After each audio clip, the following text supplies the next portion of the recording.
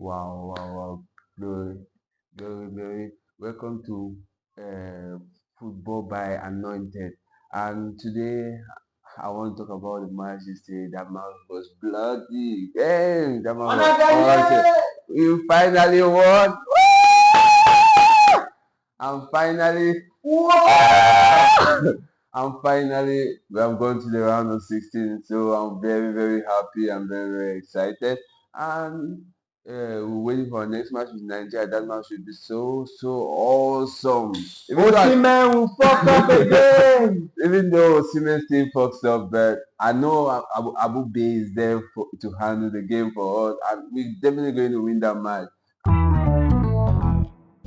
Le continent est là, le continent est là, le continent est là. Wouhouhou! Oh, bienvenue sur FBA, la chaîne sur laquelle nos passions se déchaînent. Le Cameroun vient de se qualifier pour les huitièmes de finale de la Coupe d'Afrique des Nations. J'ai l'impression que les gars ici ne peuvent pas gagner un match sans nous faire souffrir nos cœurs. Le match là, on a été qualifié en tant que troisième, éliminé en tant que quatrième, qualifié en tant que troisième et on a fini qualifié en tant que deuxième. Comme on dit souvent, impossible n'est pas camerounais. Si tous les matchs de l'équipe nationale peuvent ressembler aux matchs qu'on a vus en deuxième période, ce sera très bien.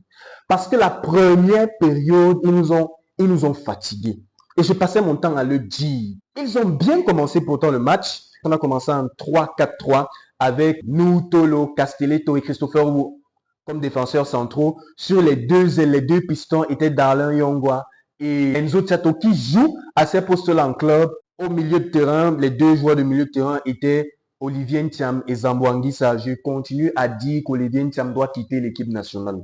Zambo Anguissa qui nous a produit son meilleur match depuis 2017. Après son match contre l'Australie en 2017, nous n'avons plus rien vu de Zambo Anguissa, sauf ce match contre la Gambie où il a vraiment fait ce qu'on attend de lui. Il récupérait les ballons en milieu de terrain et il l'avançait. Il faisait des percées, il trouvait les attaquants, ce qui a produit quelques actions au début de match.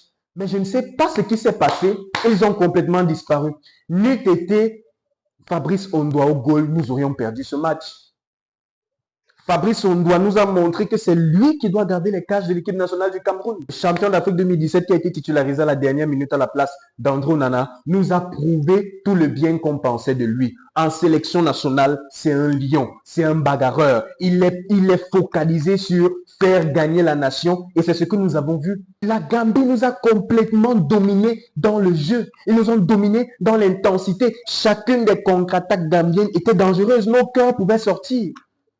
En deuxième période, les Lions sont revenus avec une meilleure intention de la 45e à la 65e. C'est ce qu'on veut voir. Ils ont été puissants dans les duels. Ils ont pressé. Ils ont empêché les joueurs gambiens de jouer. Et il y avait des combinaisons. Pendant toute la première période, je n'ai vu aucune combinaison. Mais en deuxième période, j'ai vu des combinaisons. Zambo Anguissa avec Toko Ekambi qui redescendait, qui décrochait un peu pour toucher des ballons. Des combinaisons entre Enzo Tchato et Toko Ekambi sur leur côté. Des Koudou et Ntiam qui essayaient de faire de petites combinaisons. C'est ce qu'on voulait. Kevin Koudou ne se gère pas. Le Cameroun aussi marquait plus de 2 buts, plus de 3 buts dans ce match. Koudou s'est retrouvé face au goal, frappe dans les goals et frappe sur le poteau. Je ne sais pas s'il est poisseux, mais au moins ça fait 3 passes décisives pour lui. Bravo à lui. La Gambie, qui à partir de la 65e minute, de façon incompréhensible, reprend le dessus sur le match. Ils reprennent le dessus sur le match, ils dominent, ils attaquent, ils égalisent et ils passent devant. C'est à ce moment-là que Oncle Gideon, il était à dépasser. Il criait seulement « Don't fuck up! Why are you doing that? Can't you score ?» C'était chaud. On regardait le match, on était dépassé, je ne parlais plus. Nous étions à 2-1. La Gambie était en train de se qualifier parce qu'à la 87e minute, ils étaient qualifiés. Qualifiés parce qu'ils étaient devant nous et ils avaient un meilleur goal average que la Côte d'Ivoire. Et nous, nous étions là. Et subitement après, j'ai vu le sursaut d'orgueil. J'ai vu ce qu'on attend des lions indomptables, la manifestation du Hemley, la manifestation du cœur, la manifestation du continent. Une attaque puissante, Enzo Tchato qui fait le centre, dévié dans les goals par le gardien, égalisation, directement après, une autre offensive camerounaise qui aboutit à un corner, c'était un coup franc qui est géré, corner frappé, et Christopher Christopher Ramos qui est venu marquer. Oui, parce que c'était un but à la Sergio Ramos. Christopher Ramos qui vient délivrer toute une nation. Vraiment, c'était un match. Comme je disais tantôt, ces gars-là ne savent pas jouer et nous laisser tranquilles. Gagner 3-1.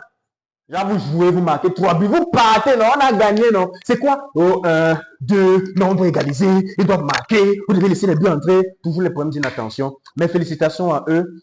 Ils doivent vraiment gérer ces problèmes défensifs-là. Ils doivent véritablement les gérer. Qu'est-ce que vous avez pensé de ce match? Laissez-les en commentaire. Abonnez-vous, partagez la vidéo, likez et surtout n'oubliez pas que sur FBA, nous sommes sur la chaîne sur laquelle nos passions se déchaînent.